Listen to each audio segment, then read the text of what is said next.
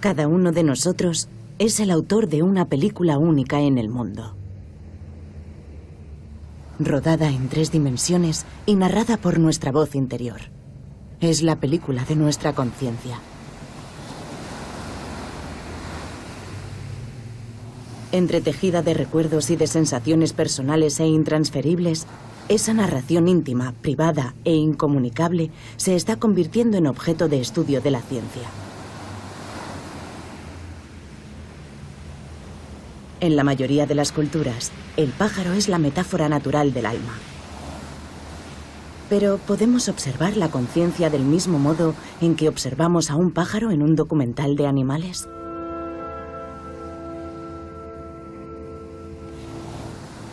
¿Qué nos dice la ciencia de ese yo que experimenta la vida y el mundo?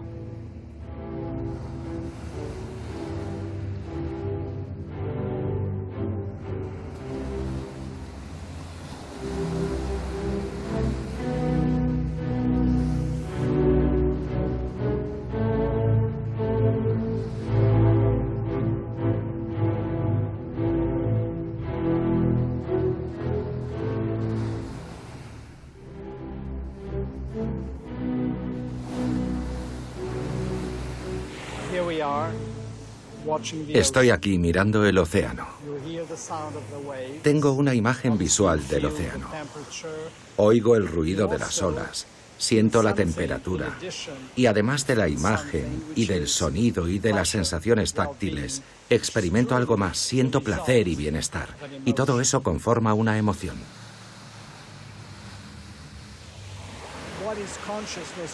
Ahora mismo, ¿qué es la conciencia para mí? Es el ensamblaje de todos esos elementos. Curiosamente, lo que dota a la conciencia de una unidad es el hecho de que todo eso me está ocurriendo a mí. Está pasando en mi cuerpo y no en el de otra persona. Ser consciente es sentir lo que ocurre dentro y fuera de nuestro cuerpo, de nuestro organismo. Sin embargo, el componente más fundamental es esa sensación de estar dentro de uno mismo. Sin eso no habría conciencia.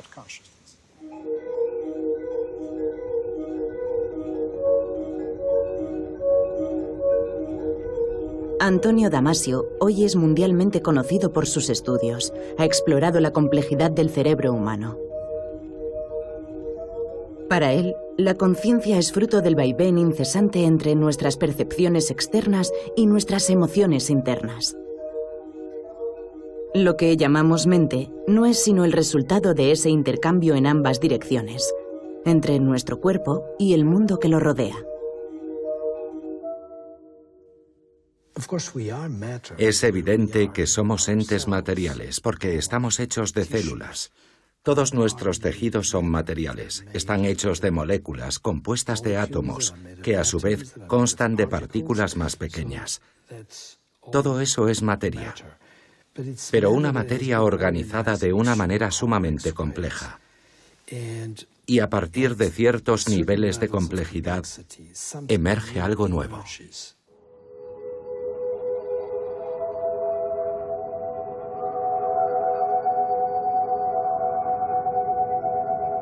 De igual modo que un tornado emerge a partir de miles y miles de millones de acontecimientos meteorológicos interdependientes, los científicos postulan que la conciencia emerge de la compleja actividad de los miles de millones de conexiones que existen entre nuestro entorno, nuestro cuerpo y nuestro cerebro.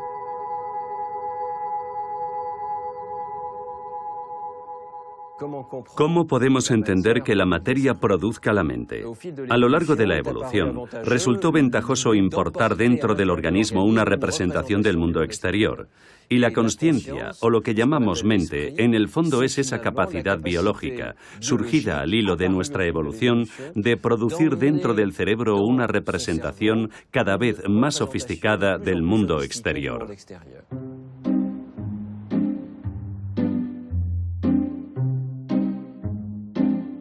Para comprender el origen de la mente, primero hay que tomar conciencia del trabajo de representación, de interpretación y de reconstrucción efectuado por el cerebro. Lo que vemos es una reconstrucción permanente de la realidad exterior.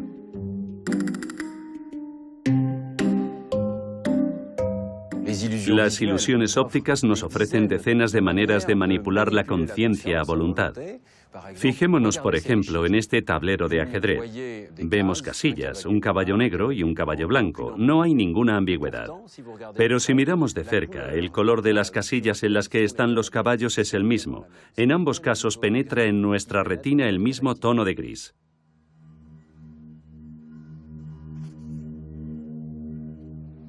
¿Qué es lo que ocurre entonces? Hay una mancha que podría ser una sombra procedente del cilindro que está en el tablero, por lo que nuestro cerebro sustrae, de forma inconsciente, la sombra de la imagen percibida y nos hace ver el tablero tal y como sería si no hubiera sombra. Y todos esos cálculos son inconscientes, solo somos conscientes del resultado final. Este ejemplo demuestra que el cerebro es capaz de ejecutar ciertos cálculos de gran complejidad antes de poder acceder a la información consciente.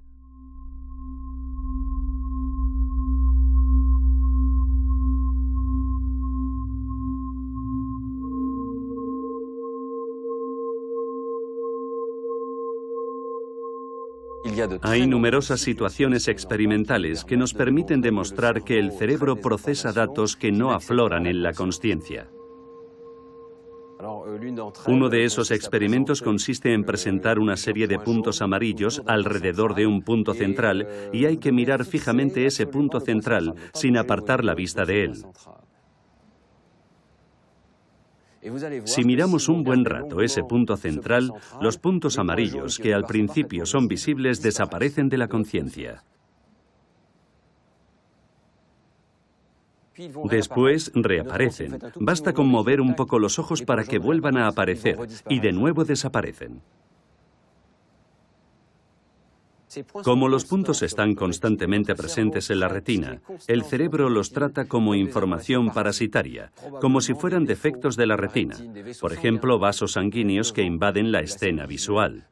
Así que el cerebro los elimina porque esos puntos amarillos no parecen provenir del mundo exterior, son demasiado constantes para ser elementos del mundo exterior.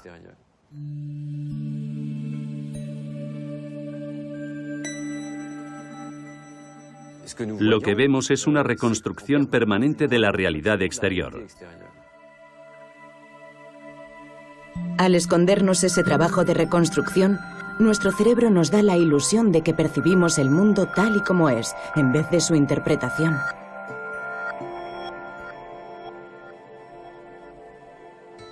Así pues, ¿cómo podemos remontarnos al origen de la consciencia? Hemos optado por una estrategia extremadamente sencilla. Hemos cogido a sujetos adultos despiertos y, por tanto, conscientes. Pero les hemos presentado información en el margen de la consciencia, lo que llamamos imágenes subliminales.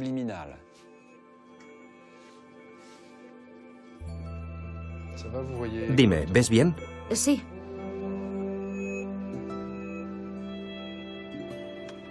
Vamos allá. En este experimento mostramos un número a los sujetos durante un breve instante, de solo 16 milisegundos. Lo sigue un blanco y después unas letras que tapan el lugar en el que aparecía el número. Arrancamos el experimento y cuando el intervalo entre el número y las letras es lo bastante grande, vemos bien cuál es el número. El sujeto puede determinar si es un 4 o un 1. Pero aceleramos progresivamente la duración a 66 milisegundos. Algunos de los sujetos empiezan a no poder ver el número. Y cuando pasamos a 33 milisegundos de duración entre el número y las letras, los sujetos ya no llegan a verlo. Tienen la impresión de que no hay ningún número. El número está, pero no accede a la consciencia.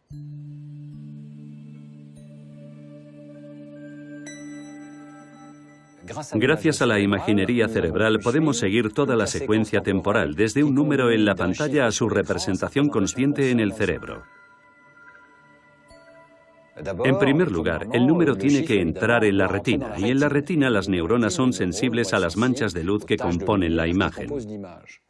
En segundo lugar, ese estímulo es procesado por las áreas visuales del cerebro y durante unos 200 milisegundos, de forma no consciente, esas áreas visuales van a analizar la forma y a reconocer de qué objeto se trata. Pero el cerebro puede saber de qué se trata antes de que seamos conscientes. Aún faltan unos 100 milisegundos más para que el objeto se adentre en la actividad cerebral, acceda a la corteza frontal, a la parietal y esas regiones se sincronicen y se pongan de acuerdo. Se trata de un número. Sí, es el 2, y solo entonces esa representación se vuelve consciente. La actividad del cerebro no es exactamente la misma cuando vemos el número y cuando no. En los dos casos, el procesamiento no consciente es idéntico. Pero cuando vemos el número, el cerebro se ilumina. Y esa iluminación es la firma neuronal de la conciencia. Muchos sistemas del cerebro están especializados, manejan una información local, encapsulada. Hay un sistema para las caras, otro para los lugares o para las palabras escritas o las habladas. Y en un principio no se comunican entre sí. Según nuestra teoría, ser consciente es poner una información particular a disposición del conjunto de los procesamientos corticales de los que disponemos.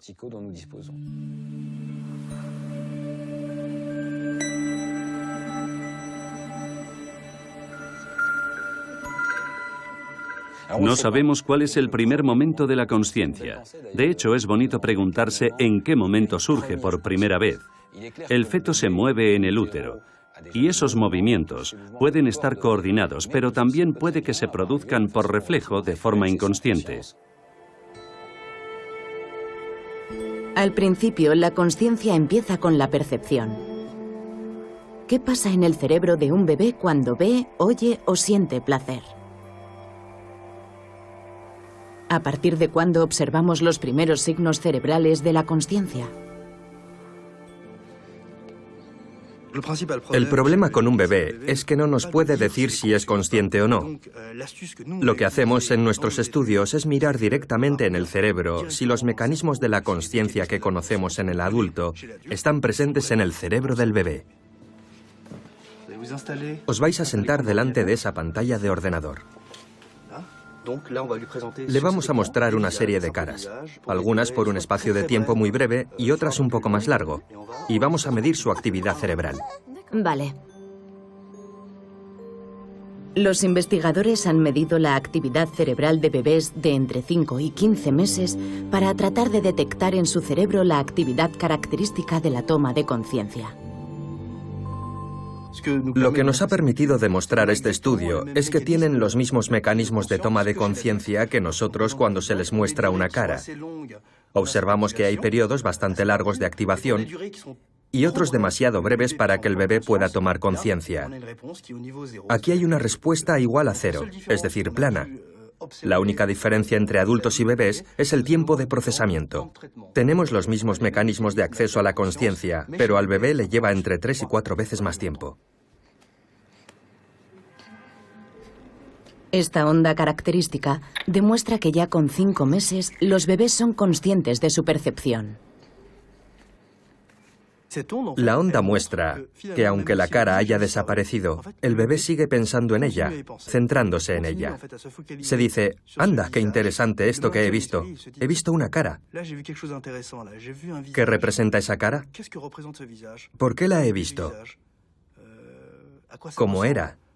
No conocemos el contenido de su consciencia, en qué está pensando, pero sabemos que está pensando.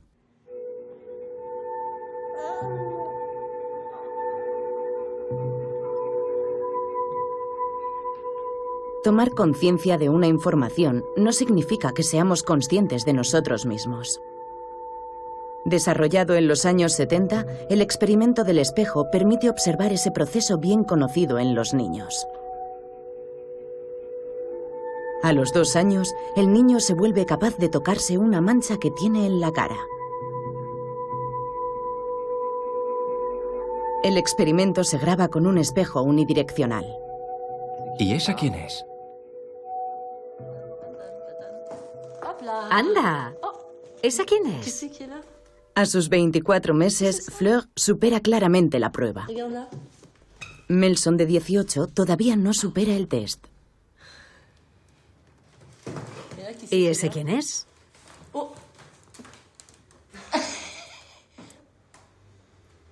¿Qué tienes ahí? ¿Dónde lo tienes? Aquí. Ahí está. Sí, ¿lo tienes ahí? Vemos que en efecto se está tocando. Es consciente de que lo que ve en el espejo es él. Es interesante porque es un movimiento muy complejo en términos de conciencia del yo. Es capaz de tocarse en relación con el reflejo en el espejo. Mira lo que hago.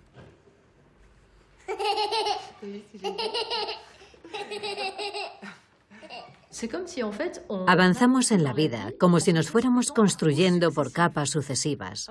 Un poco como si nos fuéramos envolviendo. Partimos de algo muy sensorial, que es como el corazón del reactor. Y poco a poco le vamos añadiendo protecciones. Empezamos a reconocernos, a vernos, a representarnos, a crear una imagen de nosotros mismos. Pero son capas que a la vez contienen parte de nuestra realidad y están fabricadas con pensamientos, con creencias y con sistemas de valores que no nos pertenecen, pero que hemos adoptado para adaptarnos a las expectativas de la gente, para ser queridos. La base de todo es la necesidad de ser queridos, por eso construimos esas capas. Este es mi cerebro. Las cosas que están en mi cerebro, aquí.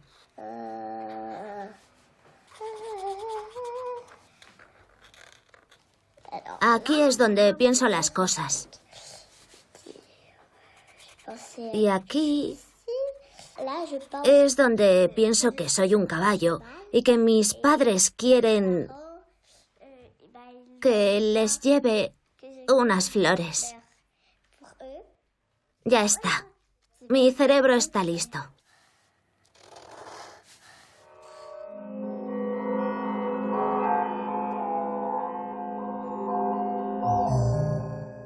La consciencia es un reflejo permanente de nosotros mismos. Naturalmente proviene de lo que percibimos, es decir, de nuestros sentidos. Pero nuestros sentidos tan solo captan lo que se corresponde con lo que ya tenemos dentro de nosotros. Así que hay una especie de filtro. Nos estamos contando cosas constantemente. Es conmovedor y perturbador a la vez, porque nos contamos historias para vivir nuestra propia historia, sin darnos cuenta necesariamente de que es una historia.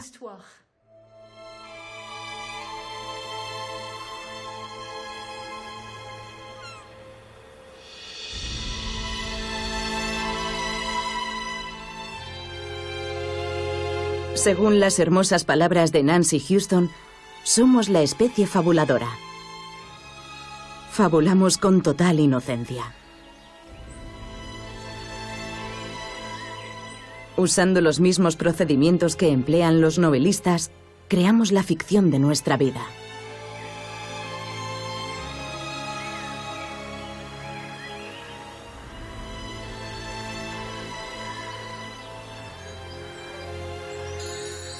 El contenido de nuestra conciencia es esa representación del mundo al que pertenecemos.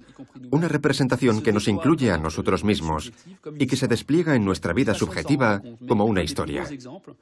Hay mil maneras de ilustrarlo, y un ejemplo sería este corto, una especie de película expresionista alemana. Aparecen unas formas geométricas y luego llega una pareja y se entabla una relación. Interpretamos inmediatamente sus movimientos como una especie de conflicto, con diferentes fases. Casi percibimos su mirada, y hasta les podemos asignar un sexo. La forma redonda es más bien femenina, y estas masculinas. Cada cual puede elaborar su propio relato. La cuestión es que el impulso de contarlo es irreprimible. Nada más ver estas imágenes, la historia se cuenta dentro de nosotros. Cuando percibimos el mundo, esa representación del mundo a la que tenemos acceso consciente se construye dentro de nosotros y tiene el color y la textura de una historia. Vaya, se han ido, se acabó la historia.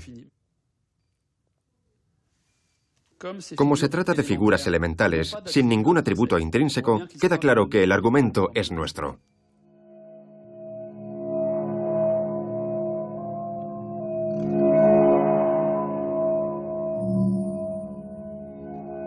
Entonces, ¿por qué? ¿Por qué damos sentido a las cosas? No sabría contestar a esa pregunta. Lo que sí está claro es que no hay forma de huir del sentido.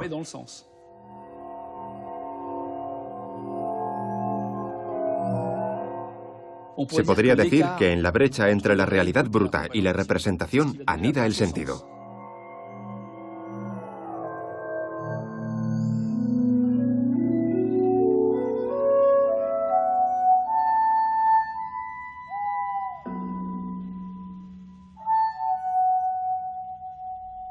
Con el paso de los días, nuestro relato interior conoce interrupciones y digresiones, pero lo retomamos sin cesar. Dormidos o despiertos, atentos o en babia. Nuestra consciencia oscila con facilidad de un estado a otro.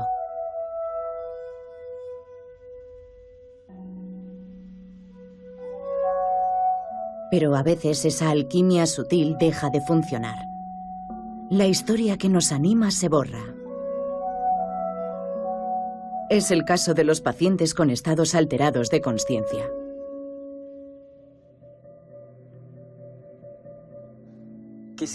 ¿Qué es lo que hace que yo sea consciente? ¿Cómo se explica? ¿Es simplemente una actividad neuronal? ¿Y en tal caso sabemos dónde se halla? ¿La conciencia es sencillamente este diálogo que tengo ahora conmigo mismo? No. No se puede reducir la conciencia al hecho de tener o no lenguaje o capacidad de comunicación.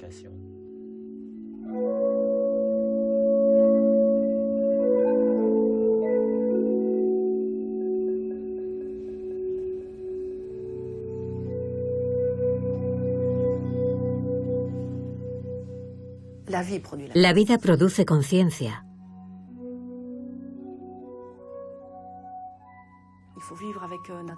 Tenemos que estimular la poca conciencia que tiene Nathan, porque no tiene gran cosa. Pero ese poco que tiene, lo tenemos que estimular. Sigue el espejo con la mirada. ¿Sigue? Genial. Fue un accidente de coche. La típica historia de alguien que ha bebido y conduce demasiado rápido. Cuando llegamos, el agente de policía nos dice: no sabemos qué hacer con el crío, está muerto. Y una vez en el hospital, pues ya sabes, encarnizamiento terapéutico. Estuvo en coma 4 años. Mírame, Nathan. Nathan, cierra los ojos bien fuerte, ciérralos. Bien, genial. Muy bien, lo has conseguido, genial. Está buscando esa vocecita que debe escuchar de vez en cuando, pero no todo el tiempo, por desgracia. Hay veces en las que está totalmente ausente. Le puedes preguntar lo que sea, darle de comer o de beber, pero está ausente. Pero hay días en los que está totalmente despierto. No tengo voz. No tengo voz. Estoy muerto. No, todavía no estás muerto, Nathan. Aún no. No estás muerto. No, Nathan, todavía no estás muerto. Eso es para más tarde, ahora no. Tranquilo, Nathan. Ya está, calma. Mamá está aquí.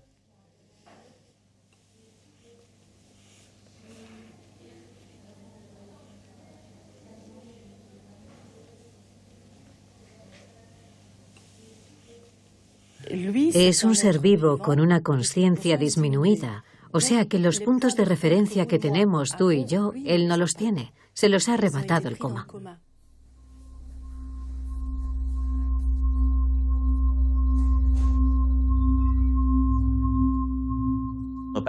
Nuestros pacientes no están ni despiertos ni dormidos. Muy a menudo se suceden diferentes estados de vigilia alterada.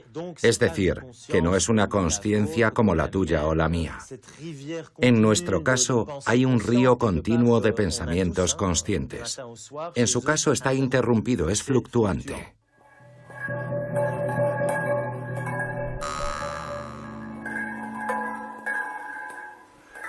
Cuando la consciencia de un paciente es fluctuante, Basta con que pueda comunicarse con el lenguaje o con cualquier otro código para que sepamos con certeza que es consciente.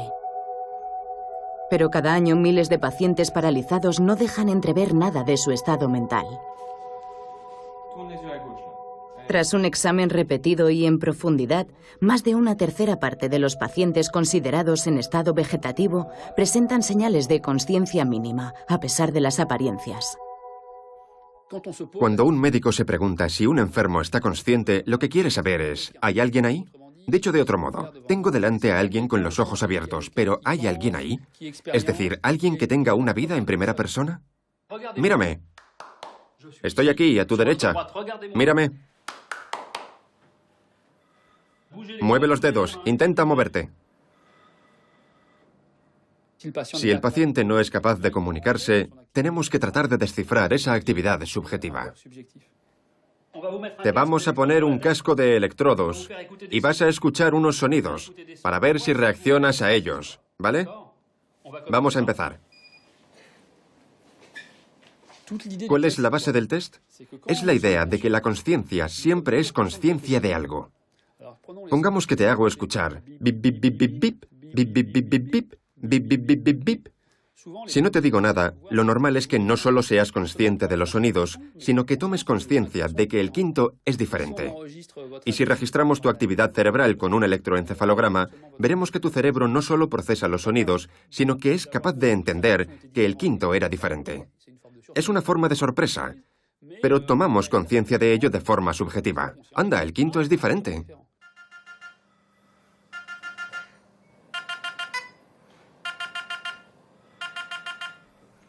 Con este sencillo test auditivo, los investigadores han encontrado la forma de detectar la sorpresa en el corazón del cerebro de un paciente.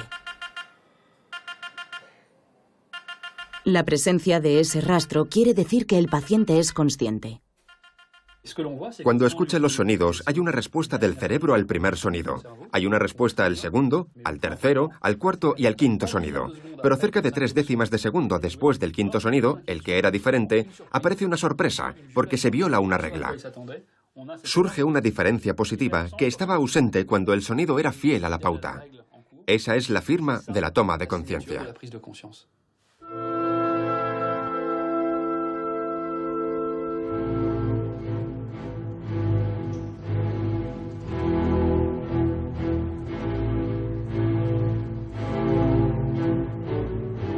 En Milán, un investigador parece haber dado con un medio todavía más radical para observar la consciencia dentro de nuestro cerebro.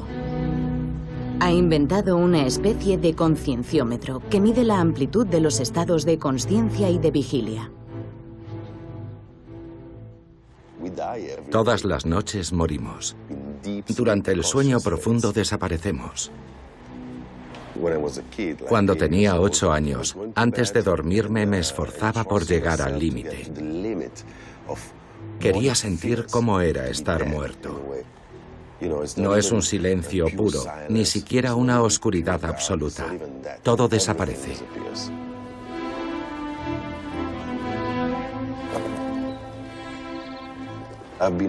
Siempre me ha fascinado la frontera entre el ser y el no ser.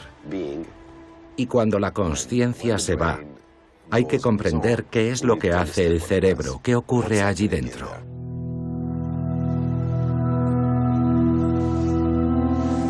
Marcello Massimini empezó estudiando su propio cerebro. A pesar de tener 3 hijos pequeños que lo despiertan a menudo por la noche, consigue sin problemas dormir profundamente y sin sueños. ¿Qué es lo que cambia? O existo o dejo de existir.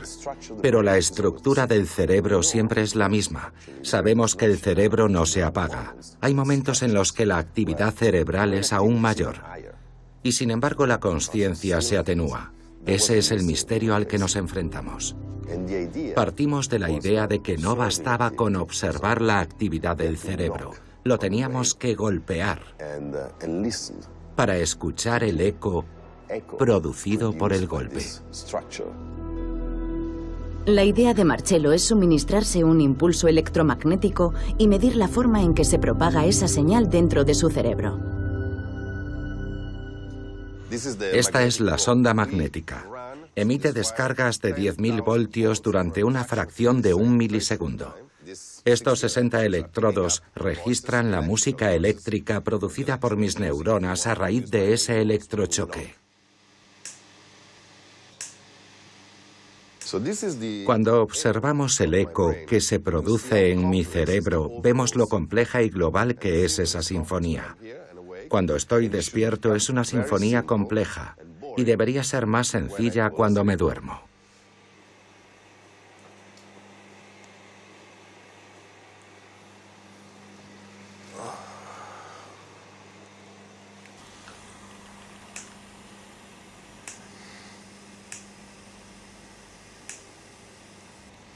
Vale. Bueno, ¿has dormido? Sí. Hasta donde sé, no era consciente. No existía hace unos minutos. Ahora sí existo. Tengo que fiarme. Es mi única certeza.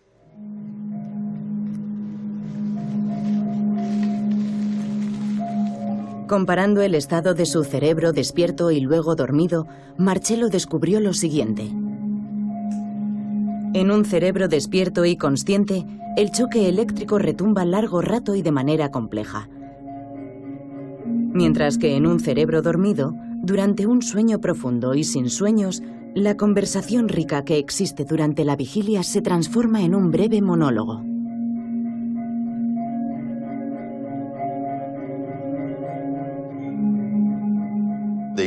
Lo interesante es la respuesta durante el sueño. El cerebro siempre está activo, no se apaga en ningún momento, pero su respuesta es completamente diferente. Es aburrida, local, ha perdido su riqueza. El cerebro está activo, reacciona, pero ha dejado de ser complejo. Medir esa complejidad es medir nuestro estado de consciencia. Los cerebros en coma, anestesiados o dormidos siempre son menos complejos que los cerebros despiertos y conscientes. Gracias a esta medición, los científicos pueden captar por fin el fenómeno de la consciencia en términos puramente matemáticos.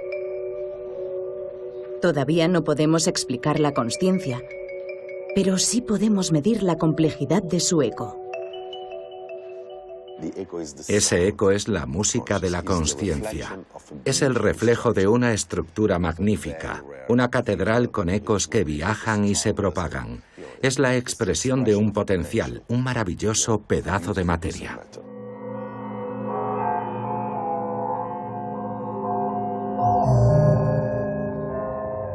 Cuando dormimos sin soñar, nuestra actividad cerebral es poco compleja. Pero, ¿qué sucede cuando soñamos? Nuestro cerebro está desconectado del mundo y, sin embargo, genera personajes.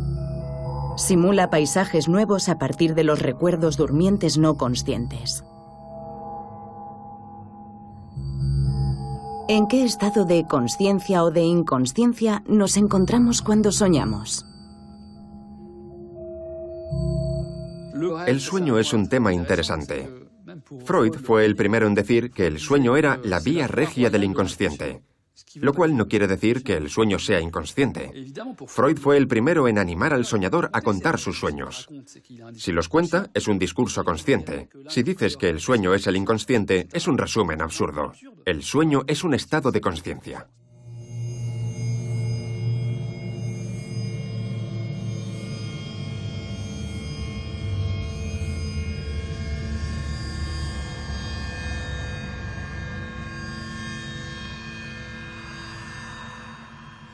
Yo estaba buscando una forma de estudiar la consciencia. Estamos hablando de 1978.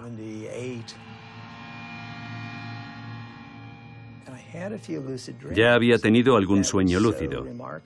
Era una cosa excepcional, esa sensación de estar en un sueño, pero sintiéndome tan presente y tan vívido como me siento ahora mismo.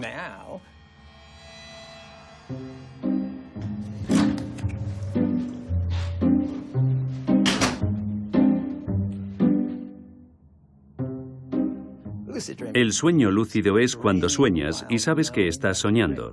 Mientras estás en el sueño, tienes una conciencia explícita de lo que ocurre en el sueño. A medio camino entre el sueño y la vigilia, para Stephen LaBerge, los sueños lúcidos son el medio ideal para descifrar nuestra consciencia. Así que a lo largo de 37 años de sueños, el investigador se ha dedicado a registrarlos y descifrarlos con la mayor lucidez posible.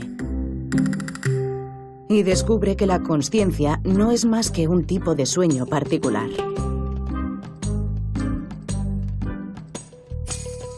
Así es como funciona. En el sueño REM, por ejemplo, el cerebro está encendido, está activo, por lo que es natural que produzca cierta simulación de la realidad.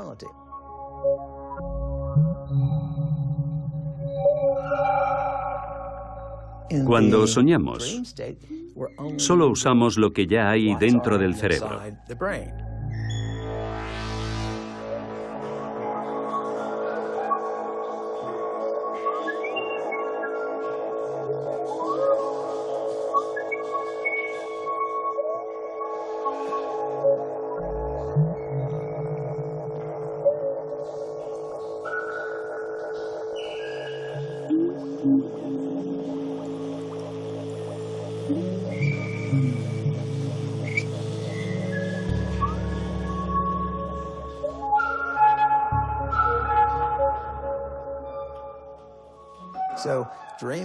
Podría decirse que percibir la realidad es tener sueños verdaderos.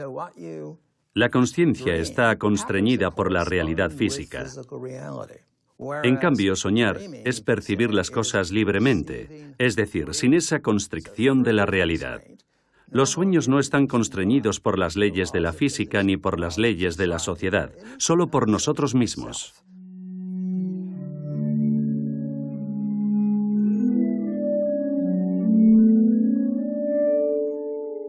Si no soñáramos, probablemente seríamos más rígidos, menos flexibles frente a la realidad. Los sueños son raros. Ocurren cosas que no tienen ningún sentido. Lo que llamamos raro es la otra cara de la creatividad.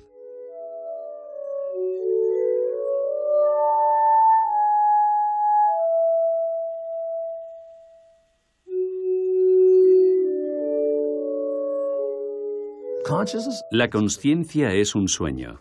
Creamos nuestra propia experiencia de la realidad. Estamos todos en la caverna de Platón, que es nuestro cráneo. Estamos atrapados dentro de este cráneo y no podemos ver más que las imágenes que se proyectan en esta pantalla, a través de nuestros ojos y nuestro sistema sensorial.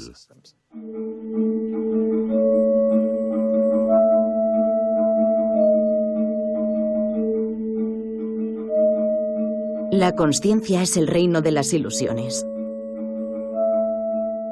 Cuando soñamos, tenemos la intuición de que nuestra mente se evade de nuestro cuerpo. ¿Quiere decir que nuestra consciencia es puramente mental? ¿Cuál es el papel de nuestro cuerpo en la consciencia? ¿Y si la sensación de ser uno mismo también fuese una ilusión? La conciencia que tenemos de nosotros mismos en general parte del cuerpo. Si nos preguntan dónde nos encontramos, diremos que en nuestro cuerpo. Y si nos preguntan en qué parte del cuerpo estamos, nadie tiende a identificarse con la punta del meñique. Si nos lo cortaran, no tendríamos la impresión de haber perdido nada importante. Pero si nos acercamos a la cabeza, mayor es nuestra impresión de que ahí residimos.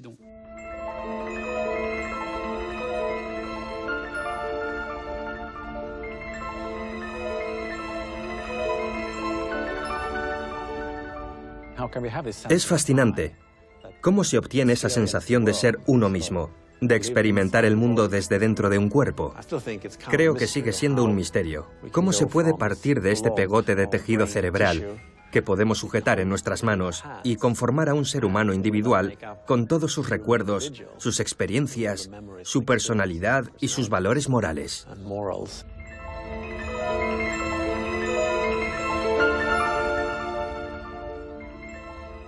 Estamos en Estocolmo, en la iglesia donde René Descartes fue enterrado en 1650.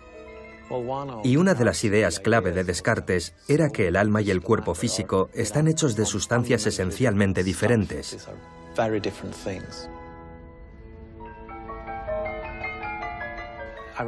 Irónicamente, 16 años después de su entierro, su cuerpo fue trasladado a Francia, pero no estaba entero. Alguien le había robado la cabeza. Resulta un poco paradójico que una persona como Descartes, que reflexionó tanto sobre el alma y el cuerpo, fuese enterrado sin cabeza.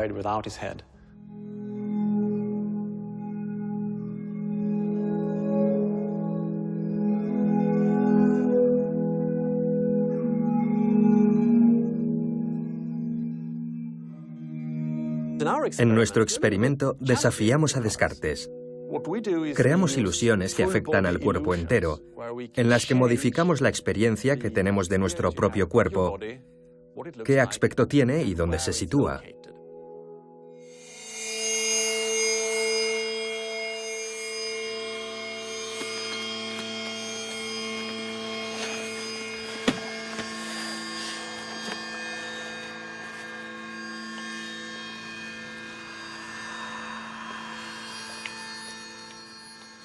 Te pongo las piernas rectas. Perfecto. Te estoy poniendo unos electrodos en los dedos para medir tu grado de ansiedad.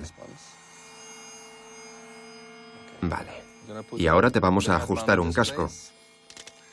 ¿Puedes levantar la cabeza? El sujeto del experimento lleva un casco con dos pantallas, una para el ojo izquierdo y otra para el derecho, conectadas a dos cámaras de vídeo colocadas en la cabeza de la muñeca. Primero tocamos la muñeca, sus piernas, por ejemplo, y al mismo tiempo acariciamos las piernas de la persona, sincronizando las caricias lo más posible, acariciando las mismas partes del cuerpo en la misma dirección. Como las caricias son simultáneas, el cerebro interpreta todas esas sensaciones visuales y táctiles como si yo fuera la muñeca.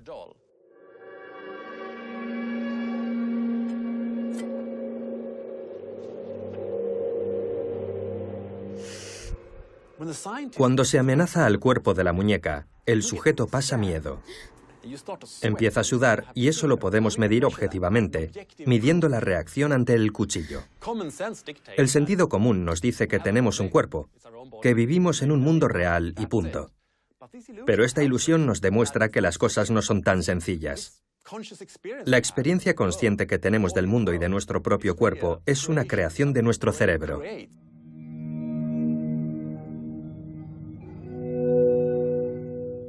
La conciencia y el pensamiento no están separados del cuerpo. El cuerpo y la conciencia están estrechamente vinculados.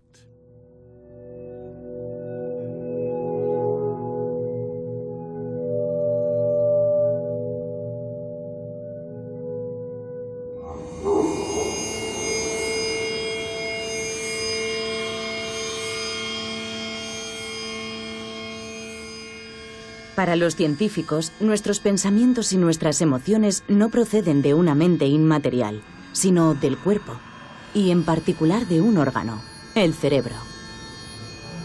El menor de nuestros deseos, todas y cada una de nuestras decisiones están inscritos aquí, en nuestro entramado neuronal, en un código que aún nos resulta misterioso. Pero esto no nos dice quién decide en nosotros.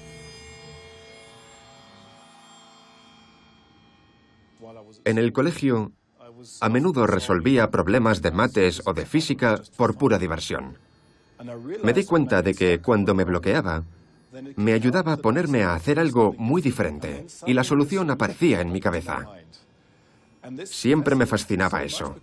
Me preguntaba quién había hecho los cálculos, quién había dado con la solución del problema.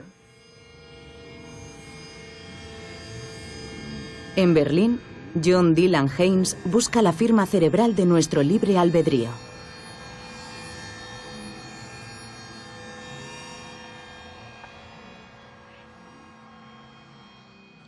Ya habíamos demostrado que se podían predecir las intenciones de alguien a partir de su actividad cerebral. Pero ¿sería posible prever por adelantado una decisión que tome alguien en un futuro? ¿Es posible prever con un escáner las decisiones de una persona antes de que ella misma tenga la sensación de haber tomado una decisión?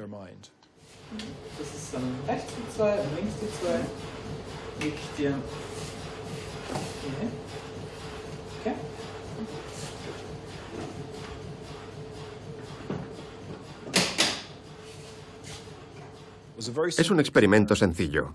Hay dos botones, uno a la izquierda y otro a la derecha, y les pedimos que decidan libremente si quieren pulsar el derecho o el izquierdo. Pueden escoger. Para asegurarse de que la situación planteada sea totalmente libre, el investigador propone una alternativa sumamente limitada. La persona pulsa unos botones que no hacen nada y dispone de tanto tiempo como desee para decidirse. Pero la firma cerebral de esta decisión tan inocua es desconcertante. Podemos predecir qué hará la persona a partir de su actividad cerebral hasta 7 segundos antes de que ella tenga la impresión de haber tomado la decisión. 7 segundos, un plazo increíblemente largo. En el cerebro de los sujetos hemos encontrado dos regiones, a partir de las cuales podemos prever sus decisiones. Estudiando los voxels, que son estos pequeños volúmenes con forma de terrón de azúcar, nos damos cuenta de que ciertos voxels se activan cuando estamos a punto de escoger el botón izquierdo, y ciertos voxels se activan cuando vamos a escoger el botón derecho. Descifrando la señal de la resonancia magnética, podemos prever qué decisión va a tomar el sujeto. En tal caso, la conciencia no tiene ninguna influencia causal sobre lo que ocurre. Quizás solo sirva para recordar el acontecimiento o para informarnos a nosotros mismos.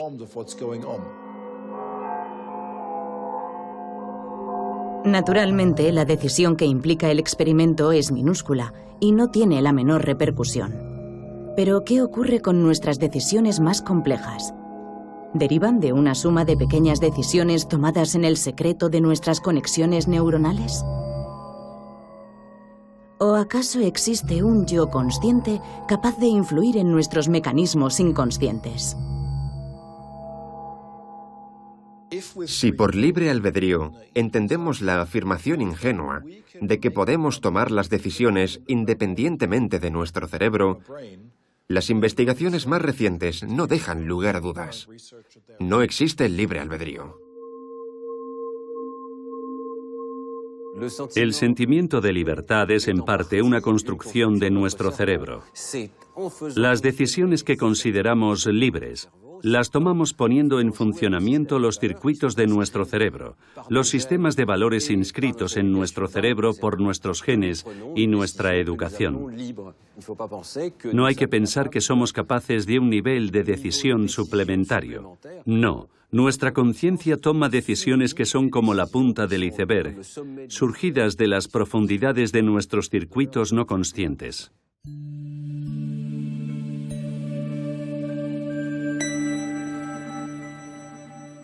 Quizá entre un 90 y un 98% de la actividad del cerebro no es consciente.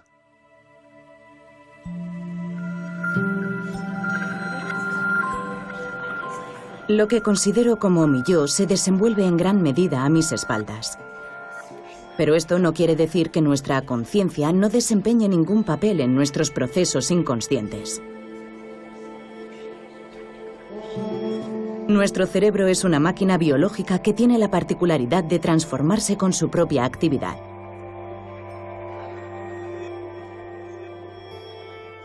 Cuanto más circula una información por nuestra cabeza, más profundamente se graba en nuestras conexiones nerviosas. Esos senderos inconscientes son el terreno en el que crecen nuestros pensamientos.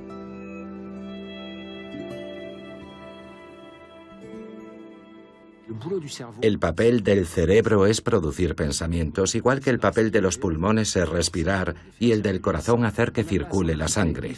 Y no tenemos que preocuparnos, se hace solo. El problema es que mi cerebro hace su trabajo en función de mi temperamento, de mi patrimonio genético y de mi pasado. A fin de cuentas, mi libre albedrío, mis valores vitales no aportan gran cosa.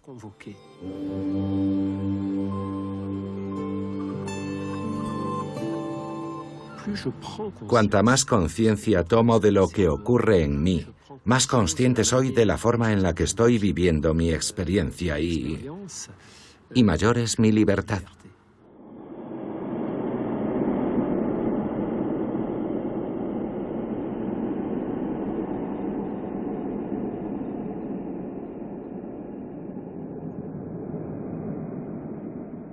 En 1992 se obtuvieron los primeros resultados que mostraban que la psicoterapia modificaba la dinámica funcional de nuestro cerebro.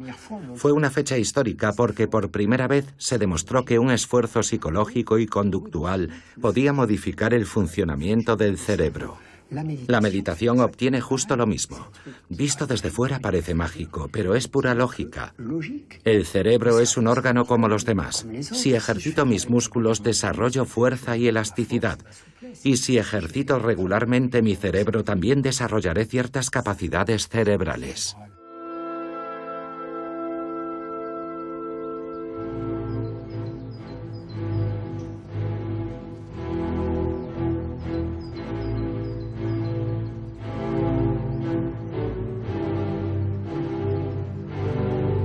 Pero, ¿cómo puede influir nuestra conciencia en el funcionamiento de nuestro cerebro? ¿En qué medida podemos acrecentar la pequeña parcela de libertad que nos brinda el cerebro? Volvemos al grupo de investigación del coma en Lieja, donde Stephen Lori, Antoine Lutz y Marcello Massimini llevan a cabo un experimento inédito. Medir la complejidad de la actividad cerebral de Mathieu Ricard en diferentes estados de conciencia. Mathieu Ricard es un caso extraordinario, porque escribió una tesis de biología molecular bajo la dirección de un premio Nobel. Además, ha estudiado durante más de 30 años con los grandes maestros de la tradición budista tibetana. Se le considera un experto en meditación y eso le permite acceder a ese estado de presencia abierta que hoy nos interesa estudiar. Perfecto. Vale. Te has ganado el almuerzo.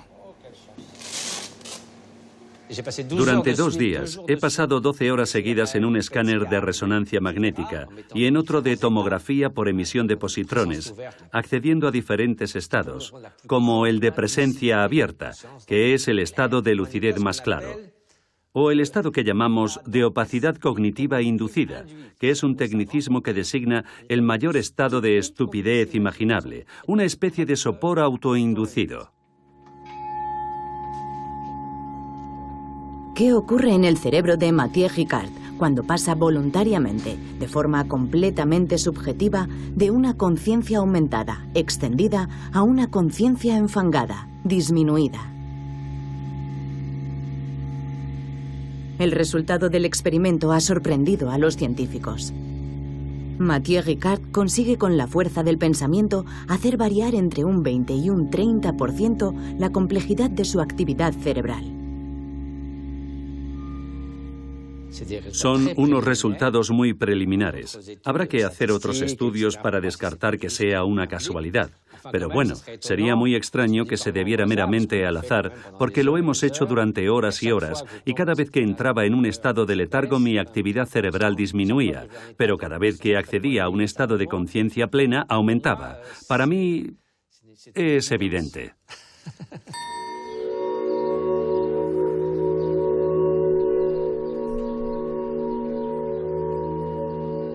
Así pues, nuestro cerebro es capaz de modificar su propio modo de funcionamiento, y por la pura fuerza del pensamiento. Poco a poco, la ciencia redescubre ciertas prácticas de la mente que ejercen un efecto real sobre nuestros cerebros. Lo transforman literalmente tanto en su estructura como en su funcionamiento más íntimo. Pero, ¿dónde se encuentra el centro de control que genera esos cambios? ¿Por qué es tan escurridizo? No existe un yo aislado, no hay ningún centro de control en el cerebro. En eso coinciden todos los neurocientíficos, no hay centro de control en el cerebro. Lo que hay es un flujo de conciencia, un flujo dinámico en perpetuo cambio. Pero ese flujo de experiencias determina a cada momento su estado futuro. El conjunto de mis experiencias pasadas hace que mi estado presente refleje la historia de ese flujo continuo. Recuerdo unas cosas y otras no, pero todas representan el estado presente de ese flujo continuo.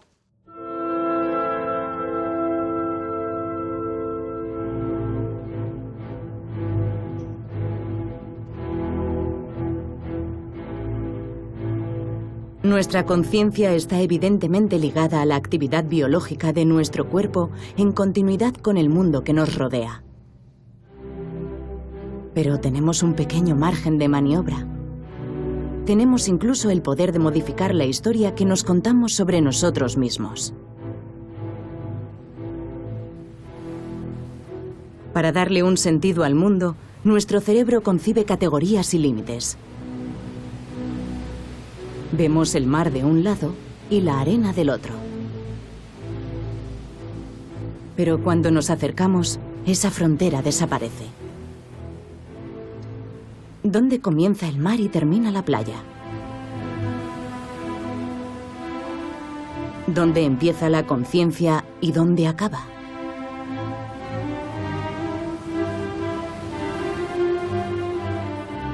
No hay un yo aislado que decide separado del mundo, sino una red de relaciones hipercomplejas.